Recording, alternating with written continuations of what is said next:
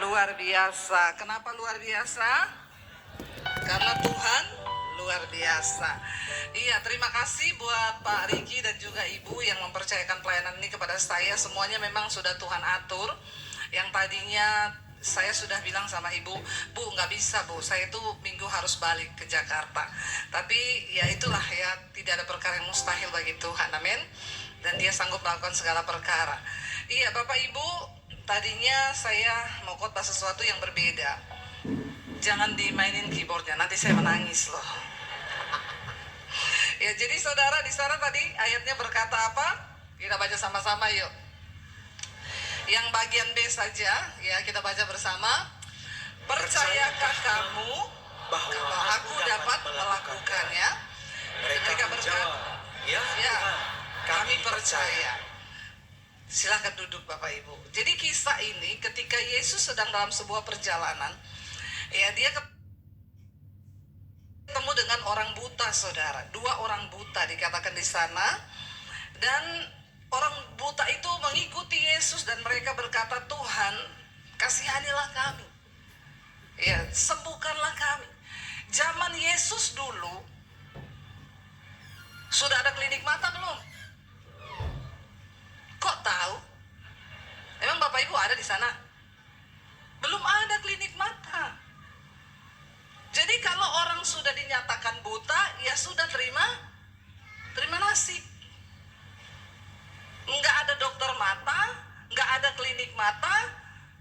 Memang satu-satunya yang bisa menyembuhkan itu hanya mujizat. Hanya mujizat, saudara. Kalau sekarang orang buta ada duit langsung berangkat toh? Kemana? Penang, Singapura toh? Apalagi kalau ada duit. Makanya sekarang mujizat banyak sudah tidak terjadi. Karena orang kaya sekarang batuk sekali Singapura, huh? Batuk 2 kali Penang, iya toh? Ada? Ya, zaman dulu biar ada duit nggak ada klinik. Jadi hati-hati, jangan sampai Bapak Ibu itu anak sakit sedikit langsung dokter. Ya, baru demam sedikit rumah sakit. Coba pakai iman dulu, amin. Kadang-kadang mujizat terjadi sama orang miskin-miskin. Karena biar demam tinggi, dalam nama Yesus, darah Yesus. Mau ke dokter mikir nih saudara. Ya, ayo kita aktifkan iman kita. Ketika ada orang buta ini, 2 orang datang kepada Yesus, pasti orang di sekitarnya akan berkata begini, ya coba lihat bisa enggak? Menyembuhkan orang buta itu susah enggak? Susah? Kok nggak yakin ngomong susahnya? Nggak usah emosi juga Pak. Susah.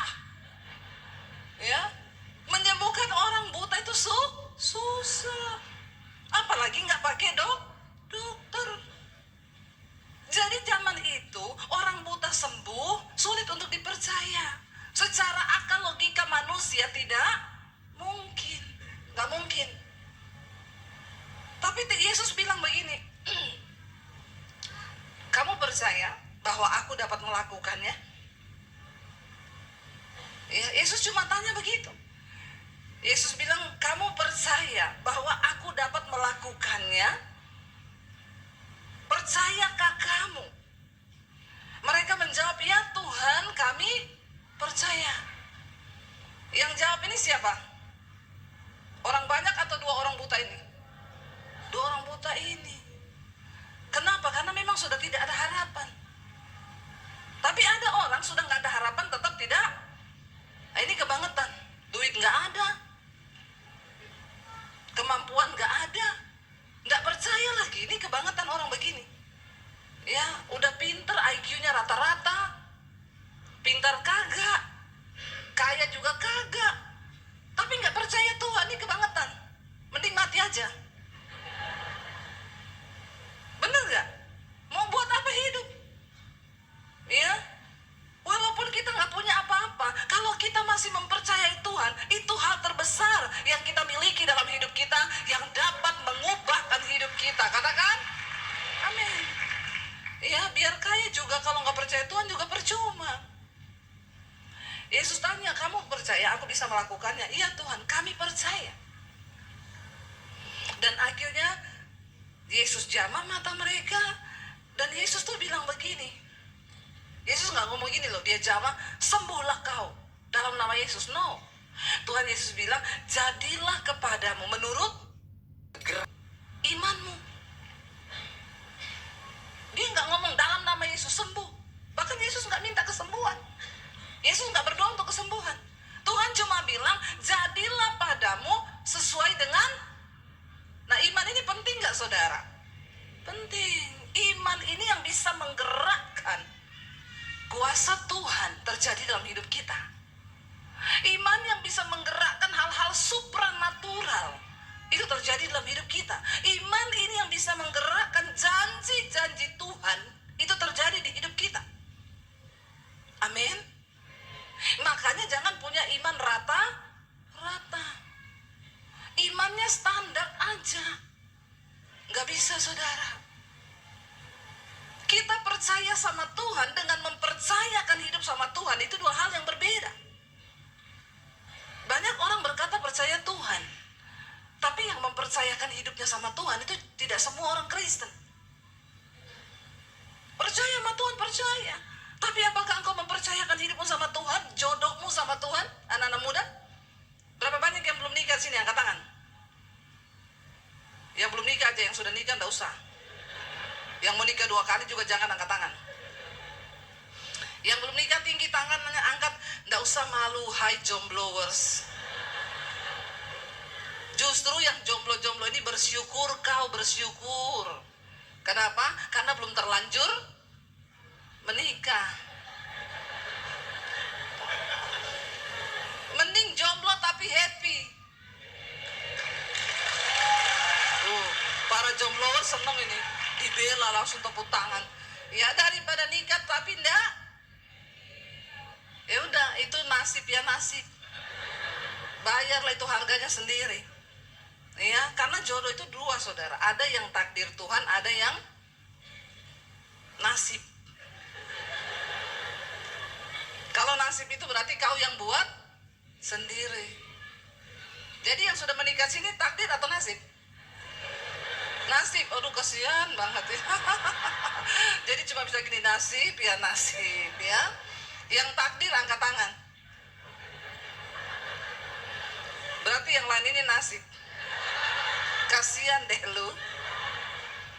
Ya. Tapi ya sudah, disyukuri saja toh. Saudara, ketika orang itu mempercayakan hidupnya kepada Tuhan, itu berbeda. Ya, tunggu sampai waktu Tuhan datang dan pastikan engkau itu percaya sesuai dengan firman Tuhan. Nggak usah terburu-buru. Aduh, kepala 25 ini lewat. Ya, apalagi orang tuanya, kamu itu kok belum kawin-kawin toh? Ya, kamu kok belum nikah toh? Nggak usah didengar omongan orang begitu.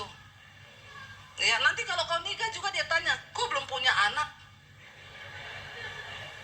Ya, itu kasihan memang anak-anak muda itu kalau ketemu orang tua. Apalagi orang-orang tua kepo ini. Kayaknya di Pekanbaru banyak orang tua kepo dan julid. Banyak ya? Bertobat ya. Orang tua julid dan kepo, tante-tante apalagi. Ya, kalau ketemu, sekarang gimana? Ya, udah selesai kuliah, udah tante kerja apa? Di sini, udah punya pacar? Belum tante, kapan nikah? Nggak bakal selesai itu pertanyaannya. Karena dia menginterogasi lebih daripada Polda. Itu tante-tante julid itu cocok kalau dikasih untuk menginterogasi. Jadi ikuti apa kata Tuhan. Amin. Mempercayakan hidup sama Tuhan, belajar percaya sama Tuhan, itu adalah sebuah proses yang dibangun terus menerus. Nggak bisa kau bilang saya sudah Kristen, saya ke gereja tiap minggu cukup. Nggak cukup.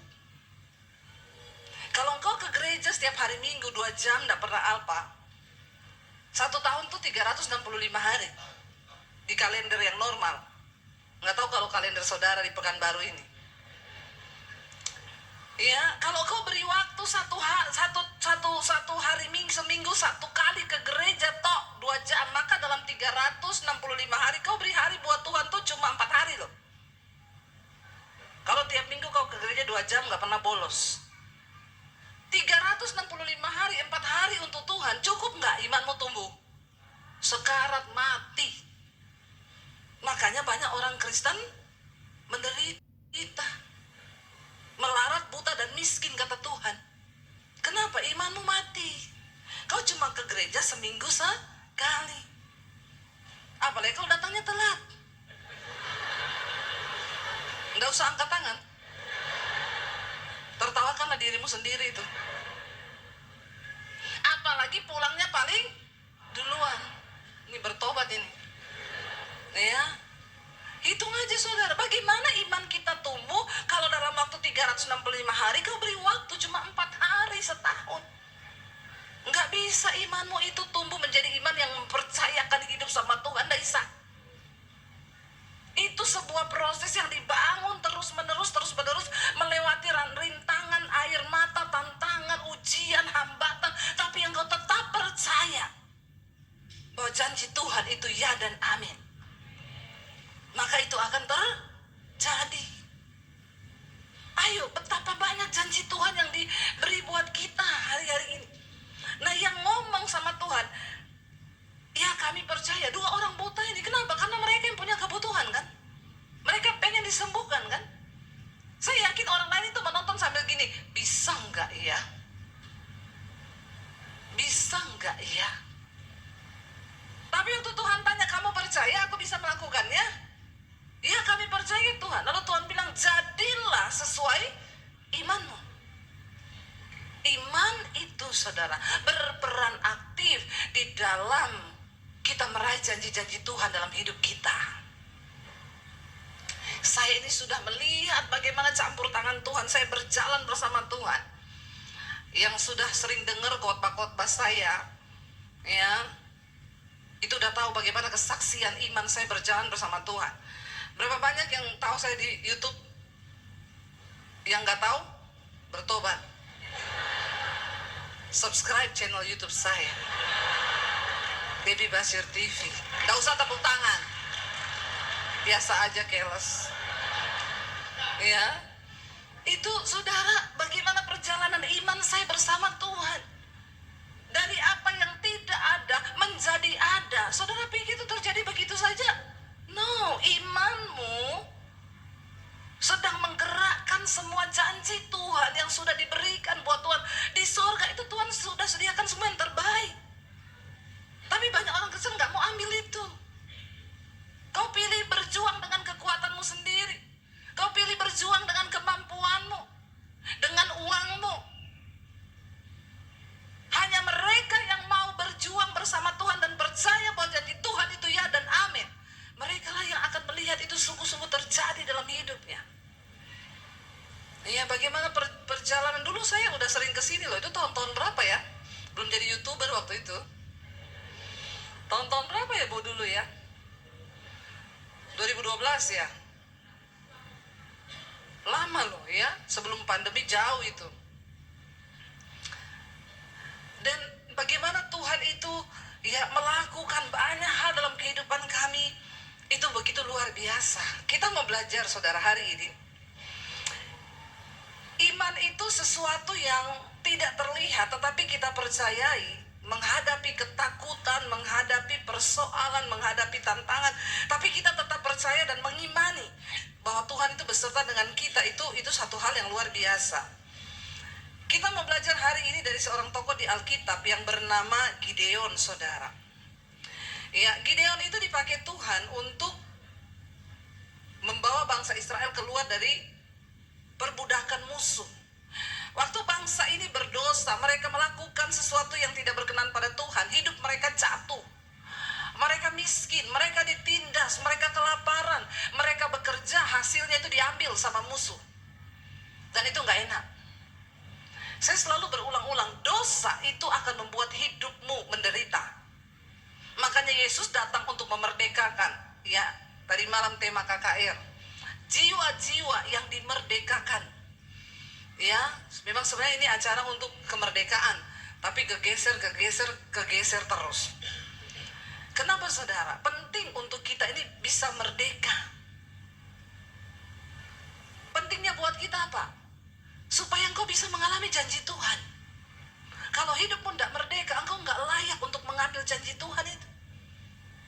Karena janji Tuhan tidak terjadi buat semua orang Kristen biasa-biasa saja. Nanti kita akan belajar. Yesus datang untuk memerdekakan kita, tapi banyak orang lebih suka tinggal di bawah kutuk dosa, perhambaan dosa, sehingga mereka tidak bisa mengalami janji Tuhan. Yesus berkata, aku datang untuk memberikan engkau hidup, dan hidup di dalam segala kelimpahan. Tidak peduli dunia mau berubah seperti apa, janji Tuhan itu ya dan amin. Itu ya dan amin. Tapi Tuhan mau kita bertobat. Kenapa bangsa Israel melarat, mereka ditindas, karena mereka jauh dari Tuhan. Mereka hidup melakukan dosa, hawa nafsu mereka nggak lagi peduli dengan Tuhan.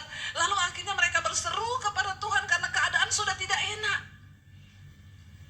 Tuhan membangkitkan seorang pahlawan yang bernama Gideon. Dia adalah dari suku yang tidak diperhitungkan. Tapi itulah Tuhan, dia melihat imanmu saudara. Semua orang di Alkitab yang dipakai Tuhan bukan orang hebat. Semua orang yang biasa-biasa. Tetapi Tuhan angkat hidup mereka. Ketika Gideon akhirnya dipilih Tuhan, aku akan memakai engkau untuk membebaskan bangsa ini. Lalu Gideon mempersiapkan diri. Dia bergumul dengan Tuhan. Dia berdoa, Tuhan, aku tidak mau maju kalau engkau tidak beserta. Karena ini peperangan besar melawan musuh yang hebat. Apa persoalanmu hari ini yang begitu hebat? Ada yang terlilit dengan utang? Rasanya mustahil saya bayar utang saya. Nggak usah angkat tangan, karena saya juga nggak akan bayarin. Ya. Tapi tidak ada yang mustahil loh saudara. Jangan batasi Tuhan dengan pikiranmu, utang saya tidak mungkin lunas. Mungkin. Tidak ada yang nggak mungkin. Saya ini dulu dikejar debt collector. Karena saya nggak bisa bayar utang. Jadi saya tahu kalau ada jemaat yang dikejar debt collector, saya pernah tahu rasanya apa. Ada yang datang, Bu, doakan saya, Bu, saya dikejar debt collector. Udah berapa lama? 6 bulan. Saya dulu 2 tahun. Saya tahu bagaimana dipermalukan. Saya tahu bagaimana deg-degannya. Ya, karena ada 2 hal yang membuat jantung berpacu dengan cepat. Jatuh tinta dan jatuh tempo. Lihat toh, jatuh tempo itu udah bikin jantungan. Apalagi kalau udah mau jatuh tempo, duitnya tidak. Wah itu. Saudara, saya pernah merasakan itu. Lalu saya melibatkan Tuhan. Kami berdua dengan suami, kami jejer itu kredit card. Kami nggak pakai kredit card untuk beli tas, beli ini, enggak. Untuk bayar cicilan rumah. Tapi kegulung, bunga berbunga, masuk ke pokok, kegulung. Sampai akhirnya kami libatkan Tuhan, kita tumpang tangan semua itu kredit card. Kalau orang lihat, orang bilang, orang gila. Iya tuh, kamu punya utang, usaha kerja di luar sana. Cari duit untuk bisa bayar utang. Tapi kami start dari sebuah awal yang luar biasa. Kita tulis semua utang kita, kita berdoa tumpang tangan, Tuhan, kami mau melibatkan Engkau. Dengan kekuatan kami sudah tidak mampu Tuhan. Dan Tuhan bekerja dengan cara yang ajaib. Selalu ada jalan yang terbuka bagi orang-orang yang mau percaya sungguh sama Tuhan. Jangan andalkan kekuatanmu sendiri. Kau stres, bahkan banyak yang gila, berakhir bunuh diri karena mengandalkan kekuatannya. Ketika Gideon akan berhadapan dengan musuh, dia membangun hubungan dengan Tuhan. Dia berdoa, Tuhan, yakinkan aku bahwa Engkau menyertai aku, Tuhan. Tuhan bilang, aku menyertaimu, maju. Orang kalau mau perang, dia bikin strategi kan, mau maju kan saudara. Nggak ada orang perang nggak pakai strategi. Gideon menyusun kekuatan dengan semua orang mereka. Kalau kita mau berhadapan dengan musuh yang banyak, maka hitungan kalkulator otak kita bicara tentang kalau mereka banyak, maka kita akan ajak orang yang lebih banyak kan?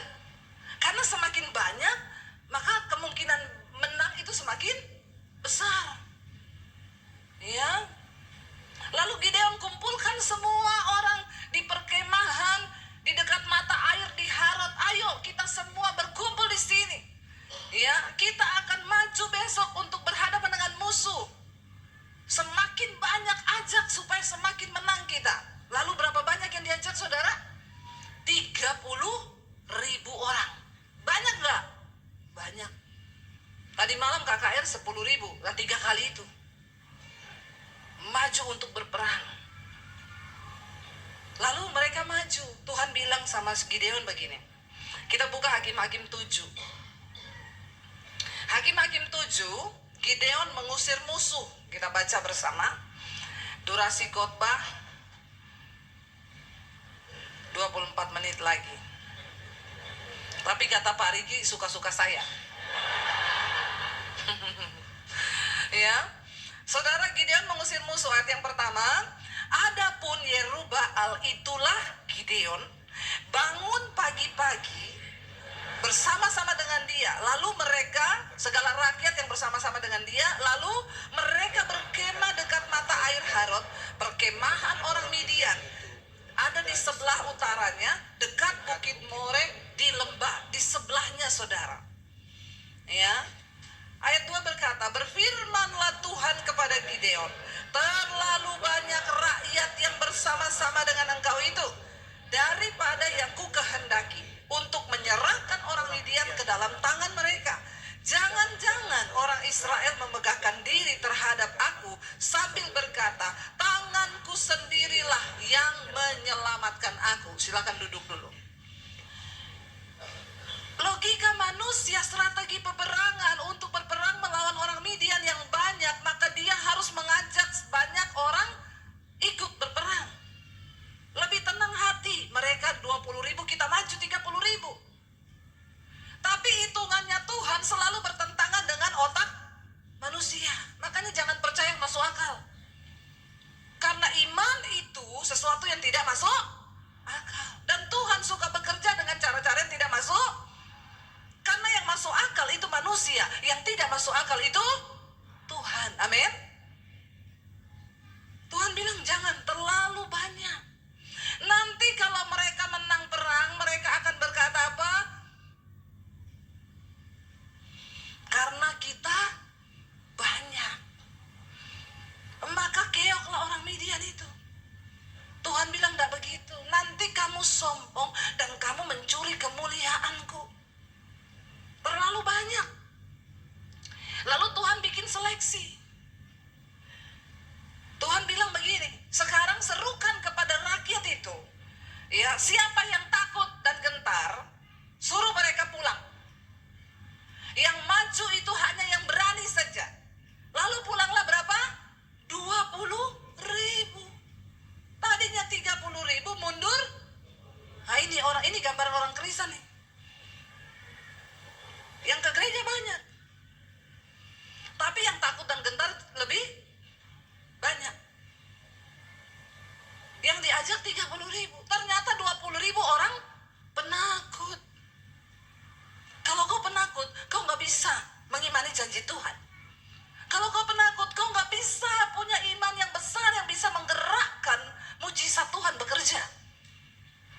Karena iman itu lawannya adalah ketakutan. Orang yang takut tidak punya iman. Lawan ketakutanmu, saudara. Waktu disuruh pulang 20.000. Ya ampun. Iya, ternyata ini semua prajurit yang makan mie instan.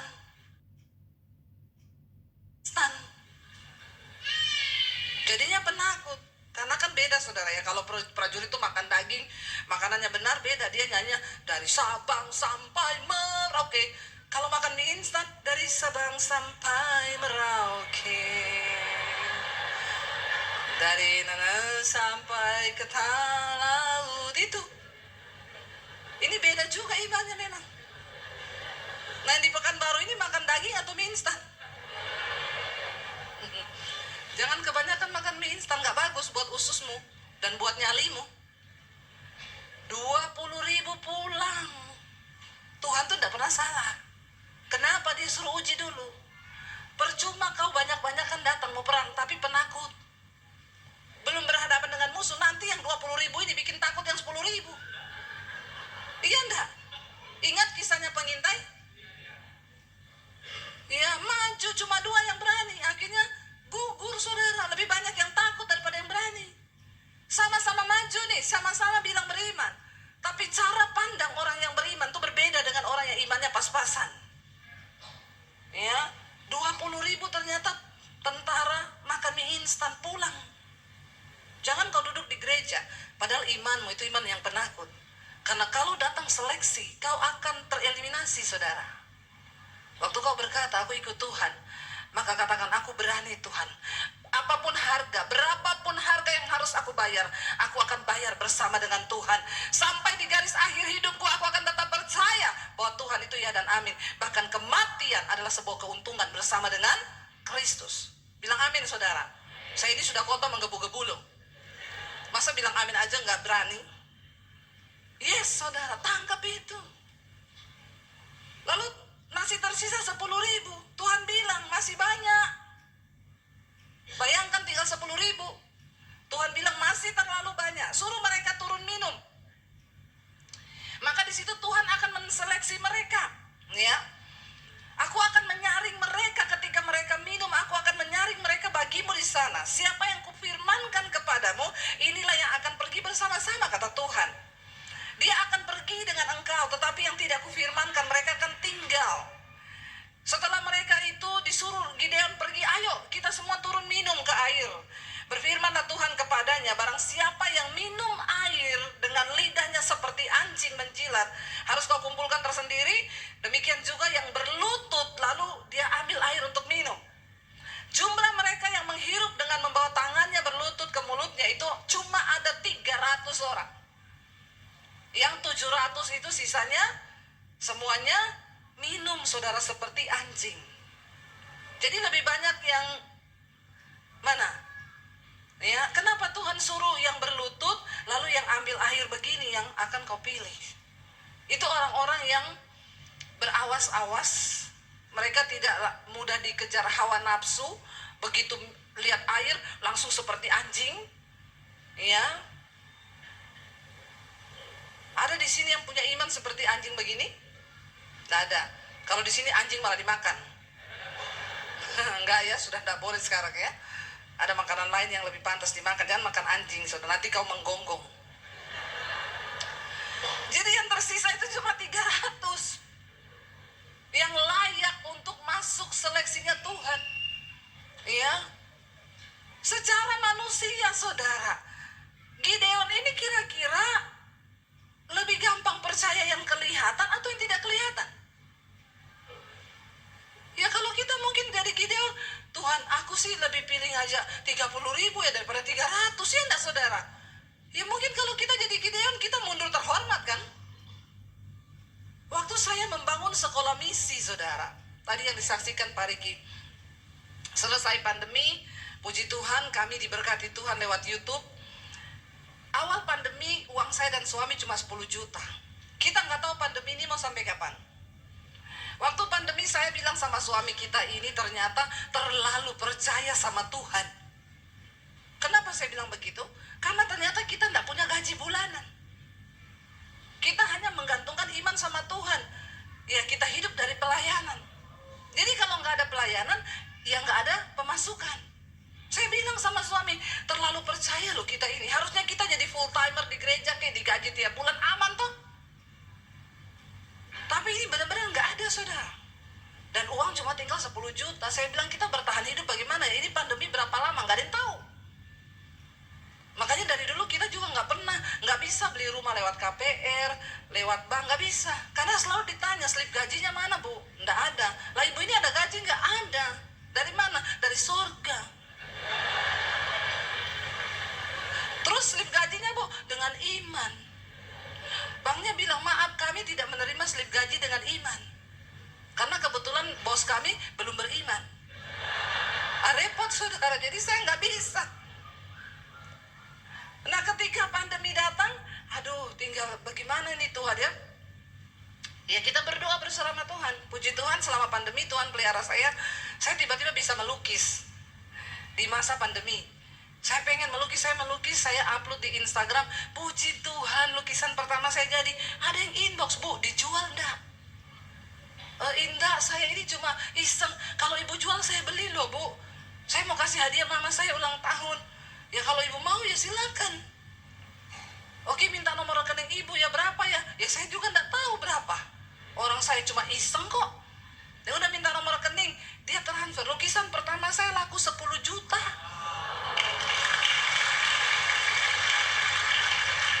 Begitu dengar 10 juta saja baru wow kau. Wow kan Tuhan itu. Begitu 10 juta semangat lah saya. Semangat saya, Tuhan uang tinggal 10 juta awal pandemi, nggak tahu sampai berapa lama. Ini kok tiba-tiba lukisan saya dibeli 10 juta. Akhirnya suami saya marah-marah, beli kanvas habis banyak, nanti kita nggak ada uang begini. Saya bilang, ya saya pengen toh, saya lebih penting uang atau istri. Kalau ada 9 juta, 9 juta, biar ku pinjam saja semua. Jangan ya kalau pinjam utang. Sekarang ini orang kalau utang susah ditagih. Jadi jangan kasih orang berutang, suruh dia berharap sama Tuhan, amin. Enak aja, masalahnya kita kalau mau nagih utang ya, ngetiknya itu hati-hati. Selamat siang, maaf banget. Mau nagih utang ini, padahal ini kita yang punya duit ini. Maaf banget, kayaknya kan dulu kamu pinjem uang saya ya. Katanya cuma seminggu, ini sudah 3 bulan loh. Maaf banget, karena saya lagi butuh. Dan kita tunggu balasannya dia, jantung kita deg-degan. Padahal yang punya duit siapa? Kita. Tapi kita yang deg-degan. Tunggu balasannya dia, ting, masuk ini. Halah, uang juga cuma 1 juta ditagih-tagih, udah kayak 10 juta. Kalau ada. Makanya jangan masukkan dirimu dalam pencobaan. Saya sekarang gak mau juga, saudara. Apalagi udah, sis masih ingat aku ndak? Itu WA yang paling horor. Masih ingat aku ndak? Udah lama loh kita gak ketemu. Langsung saya balas, kebetulan saya tadi malam amnesia, lupa ingatan. Soalnya menakutkan, itu pasti mau pinjam duit itu. Jadi saudara, akhirnya suami saya marah-marah itu. Ini kita nggak ada duit, kamu lagi beli gini. Saya bilang nggak apa-apa lah, kan kamu sayang sama istri. Dia sih diem. Begitu laku 10 juta dia bilang, ayo say, aku antar.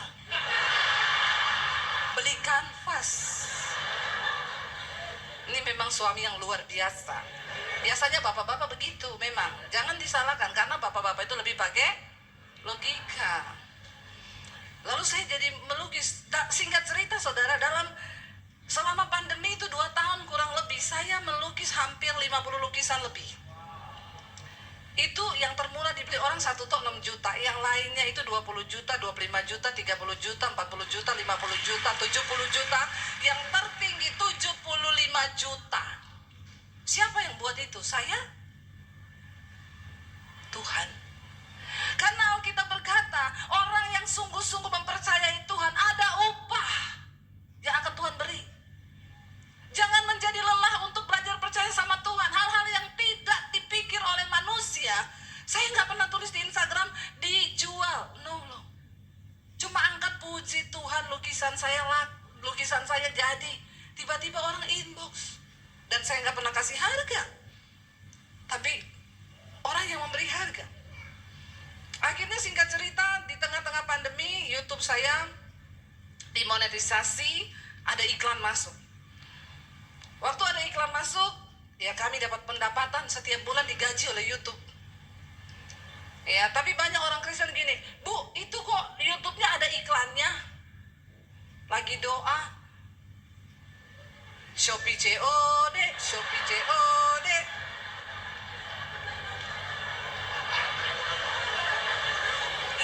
Bayar tuh COD.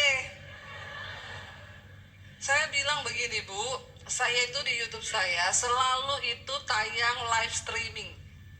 Ikutilah jam live streaming itu supaya nggak ada iklan. Itu saya berkorban loh, kasih live streaming itu. Saya nggak dapat pemasukan selama live streaming itu.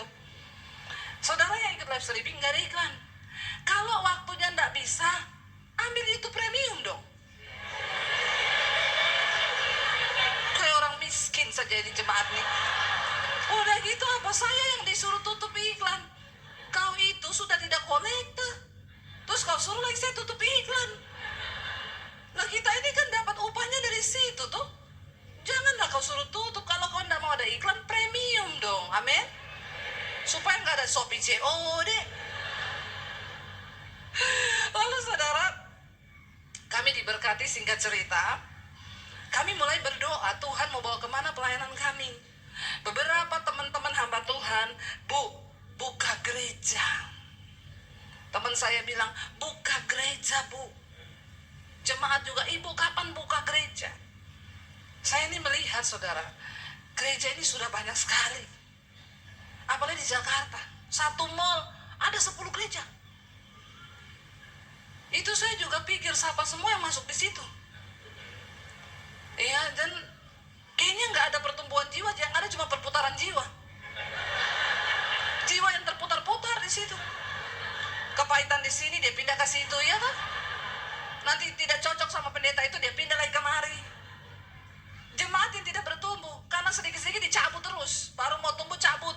Lihat di sana ada gereja baru buka, kayaknya enak kita ke situ yuk. Sampai di sana nggak cocok, pindah lagi. Kalau kau tidak cocok, kau yang sedang dibentuk. Jangan kebanyakan pindah, nanti mati. Amin. Stop. Aduh, barangnya banyak banget, Pak. Ini izinnya gimana? Lewat gerbangnya gimana? Duh, tolonglah, Pak. Saya lagi kesusahan loh, pindahan sendirian. Ngangkut sofa berat banget, nggak ada yang bantuin lagi. Bolak-balik angkat meja sama lemari, nggak ada yang nemenin juga. Terus saya harus gimana, Pak? Makanya, pakai Lala Move. Cara daftarnya gampang, dan servisnya banyak lagi. Angkat barang jadi ada yang bantuin. Nggak usah bolak-balik lagi, semua udah diurusin sama Lala Move. Abangnya tinggal duduk manis sambil diantar pakai Lala Move Ride.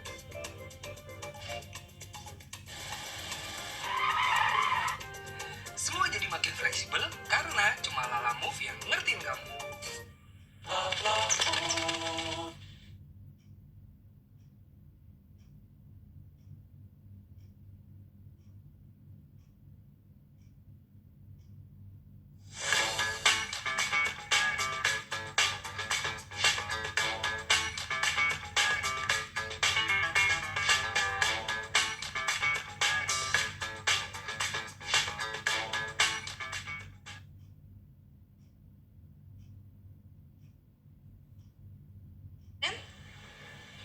Tapi saya tersinggung sama itu pendeta. Ya berarti kau orangnya sensi. Harus dibentuk. Sama firman aja tersinggung loh. Ya saya udah bilang kalau saya khotbah, ada yang tersinggung, puji Tuhan 12 kali. Karena kalau nggak tersinggung, kebangetan. Kita ini harus tersinggung sama firman. Supaya bertobat, berubah, bertumbuh. Lalu saya berdoa, Tuhan apakah kami mau buka gereja? Tapi Tuhan itu jawab saya dengan satu ayat. Di akhir zaman nanti, tuayan banyak tapi penuai sedikit. Aku tidak suruh kamu buka gereja, tapi jadikan orang itu penuai-penuai. Saya tanya sama Tuhan, bagaimana caranya? Ya bangun sekolah misi, karena saya ini dulu dari sekolah misi, saudara. Oke Tuhan, tapi mulai dari mana ya? Cari tanah. Lalu kami cari-cari, saudara, dari yang tidak ada. Saya itu sampai bertanya-tanya, ini benar nggak dari Tuhan?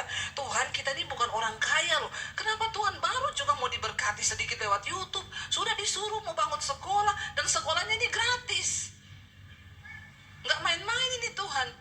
Tapi udah kami bergerak, akhirnya puji Tuhan dapat tanah dikasih 4.500 di daerah Bandungan, Jawa Tengah, Semarang, naik ke atas gunung. Cuacanya enak, dingin, itu 16 derajat kalau pas dingin.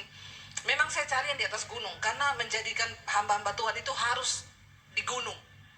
Karena dekat dengan Tuhan. Jangan tertawa kau.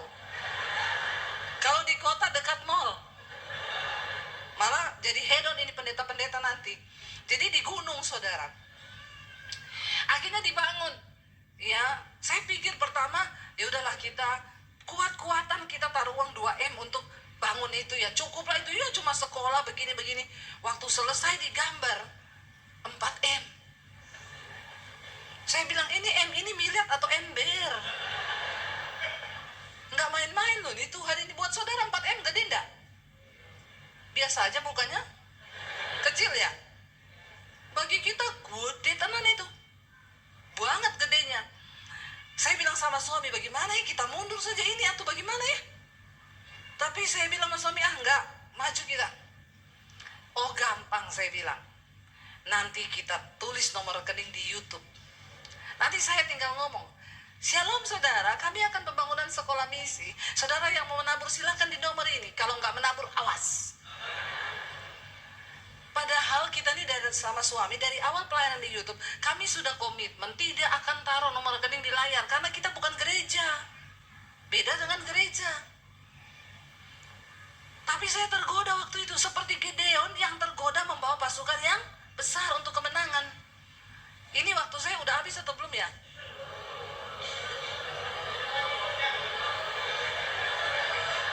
Sampai jam 12 boleh? Anda puas, saya lemes.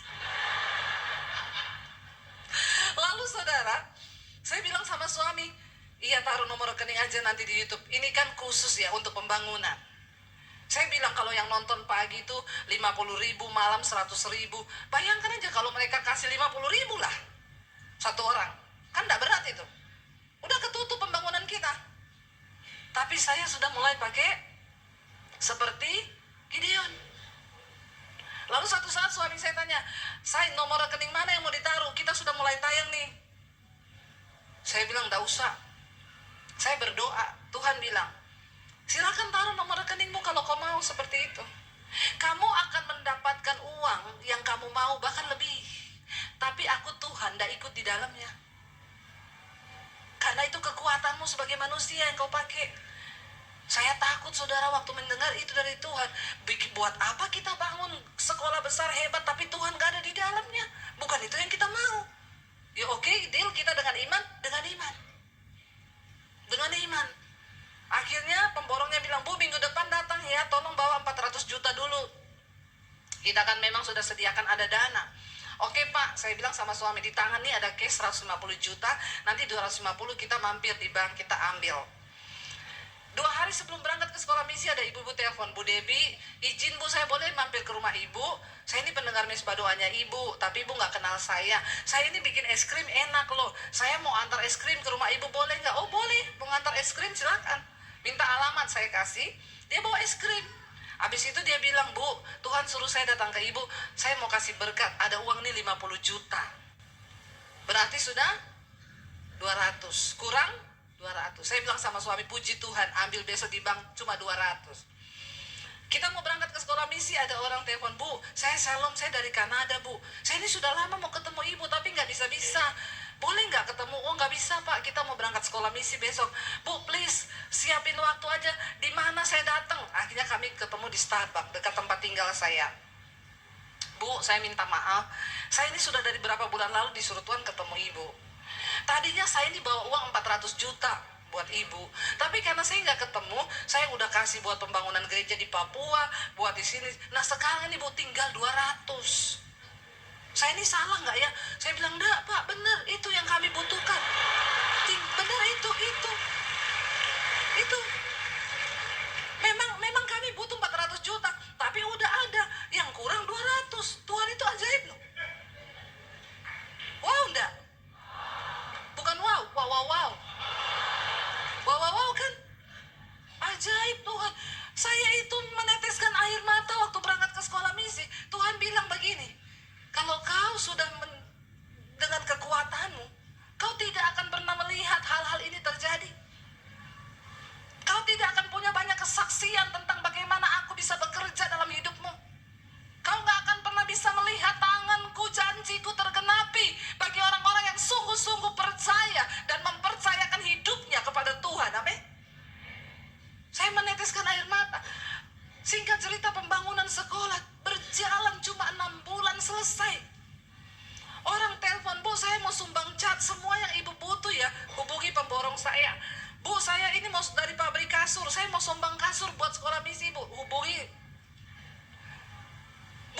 mau sumbang ini. Terakhir Bu, kami mau sumbang furniture. Semua yang ibu butuhkan, Tuhan suruh kami kasih semua furniture dari pabrik furniture.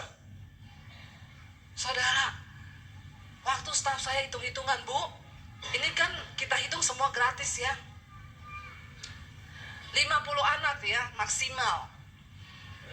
Minimum 30. Pengeluaran dalam waktu 6 bulan sekian ratus juta. Saya lihat, banyak ya. Tapi Tuhan bilang dari awal aku sudah beserta. Kenapa engkau ragu? Jalan. Sampai hari ini sudah 4 angkatan. Tuhan terus mencukupi dan tidak pernah berkekurangan. Amin sudah. Dan Gideon memenangkan pertempuran cuma dengan 300 orang. Waktu Tuhan beserta dengan kita, waktu kita belajar mempercayakan hidup kita sama Tuhan, waktu kita sungguh-sungguh hanya mengandalkan Tuhan, engkau akan melihat janji firman Tuhan itu terjadi. Bangkit berdiri bersama, satu-satunya yang kuandalkan Tuhan. Kami percaya, waktu kami menjadikan engkau satu-satunya andalan